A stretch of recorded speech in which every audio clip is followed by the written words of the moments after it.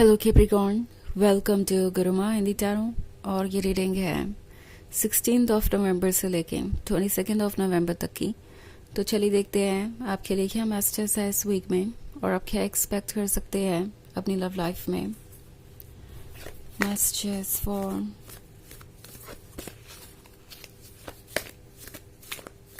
Capricorn.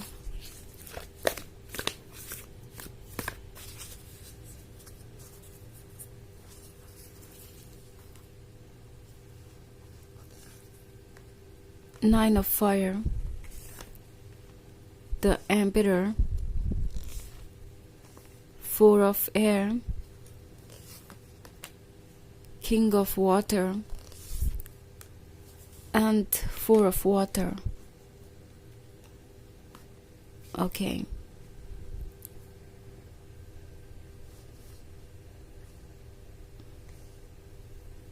So, four of air है यहाँ पे। तो लगता है जैसे कि कुछ अकेलापन भी है, कुछ सवाल भी है, कुछ मिसअंडरस्टैंडिंग्स भी है, कुछ डिसअपॉइंटमेंट भी है। एंड ये सब कुछ मिलकर आप दोनों के बीच बहुत सारा डिस्टेंस क्रिएट कर चुके हैं, बिकॉज एम्परर का कार्ड है।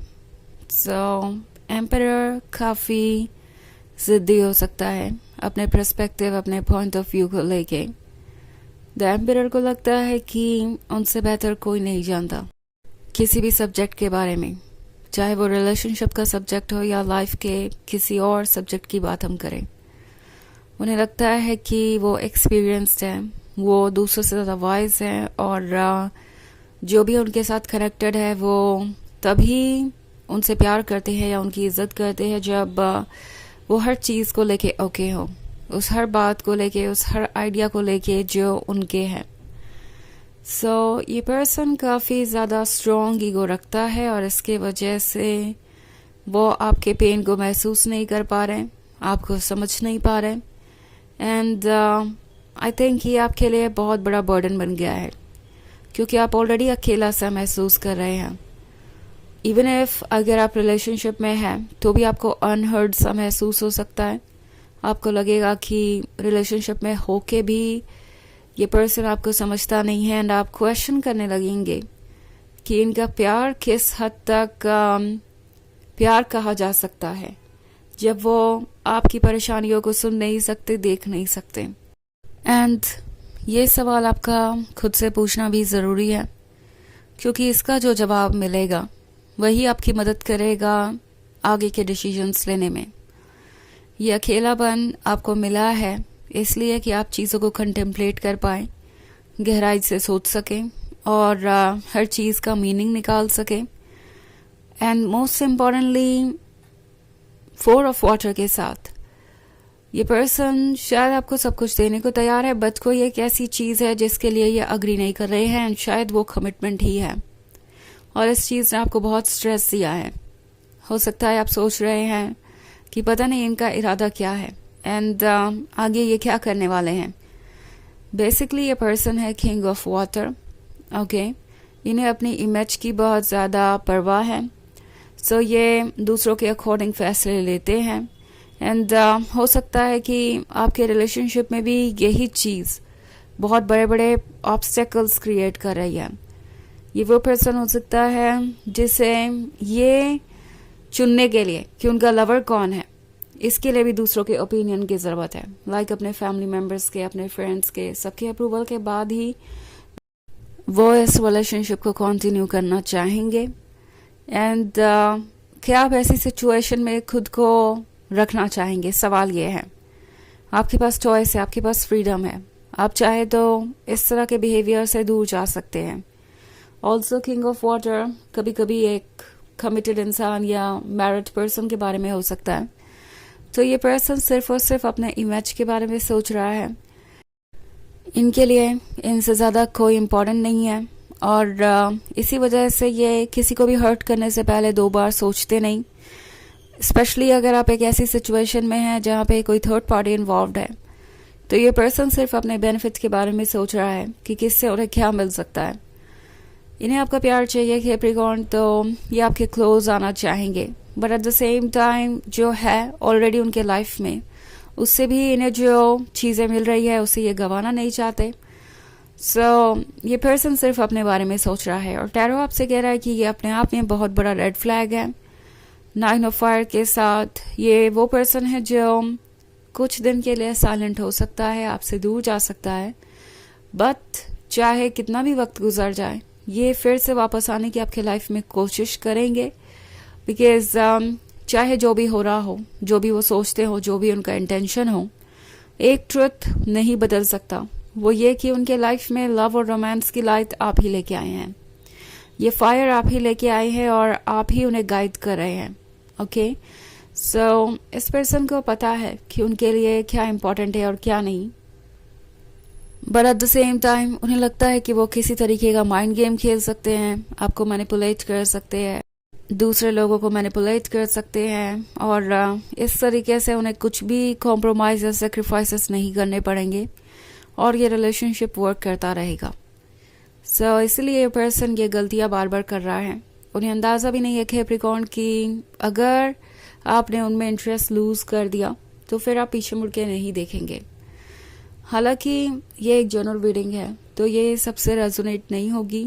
एनर्जी रिवर्स हो सकती है अगर आप क्रॉस वॉचर हैं. इसके अलावा अगर आप पिछले वीक की रीडिंग देखना चाहें तो उसका लिंक भी आपको डिस्क्रिप्शन बॉक्स में मिल जाएगा हमेशा की तरह. तो चलिए आगे बढ़ते हैं और देखते हैं और क्या मैसेजेस हैं आपके लिए कैप्रिकॉर्न.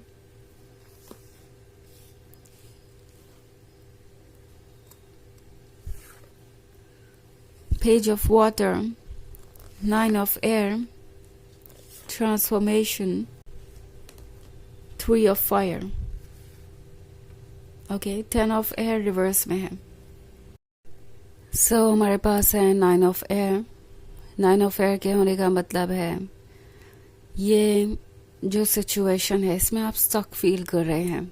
आपको लग रहा है आपके पास विंग्स तो हैं मगर आप फिर भी उड़ नहीं सकते. यानी आपके पास रीजंस है इस रिलेशनशिप को छोड़ने के, बहुत सारे रीजंस, बट फिर भी आप समहाउ इन रीजंस के सहारे इस रिलेशनशिप से निकल नहीं पा रहे. ट्रांसफॉर्मेशन का कार्ड है. सो प्रोबेबली आप कोई पॉजिटिविटी ढूंढ रहे हैं, जो कि अच्छी बात है. किसी भी सिचुएशन में पॉजिटिविटी ढूंढना एक अच्छा साइन है. But at the same time अगर आपको ये पता चलता है कि जिस चीज़ को आप पॉजिटिव समझ रहे हैं वो भी दरअसल उतनी पॉजिटिव नहीं है, एक इल्यूजन है, तो आपको उस सिचुएशन से बाहर आना चाहिए. 3 ऑफ फायर बात कर रहा है फ्यूचर की. वो फ्यूचर जो आप इमेजिन कर रहे हैं.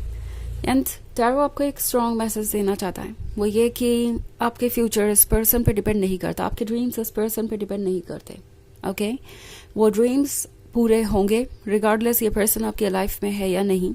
Okay, and page of water के साथ टैरो आपसे कह रहा है कि आपके अंदर स्ट्रेंथ है इस सिचुएशन को फेस करने की.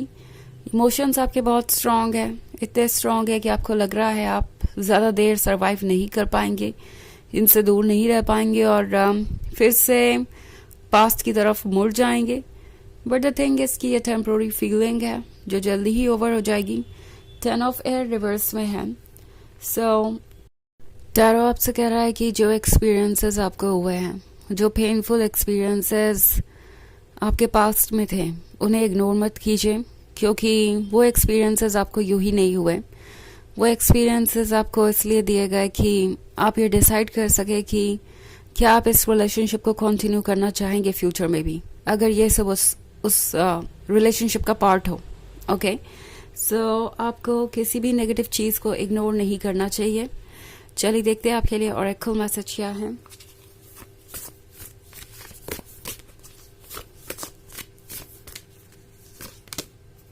Round with valves.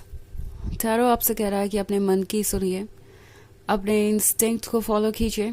एंड जो चीज़ें आपको इस वक्त अनकंफर्टेबल कर रही हैं वही चीज़ें आपके लिए बाद में अच्छी साबित होंगी. सो कुछ अलग करने से, कुछ डिफरेंट करने से पीछे मत हटिए, सिर्फ यही सोच के कि इसकी आपको आदत नहीं है या किसी चीज़ की इतनी ज़्यादा आदत है कि उसके बिना आप रह नहीं सकते. ओके, टैरो आपसे कह रहा है कि अपना रास्ता लेने से हिचकिचाइए मत और ये आपको वहाँ लेके जाएगा जहाँ आपको होना चाहिए. सो यह है रीडिंग इस वीक की. आई होप आपको अच्छी लगी होगी. Thanks for watching. Till next video. Bye.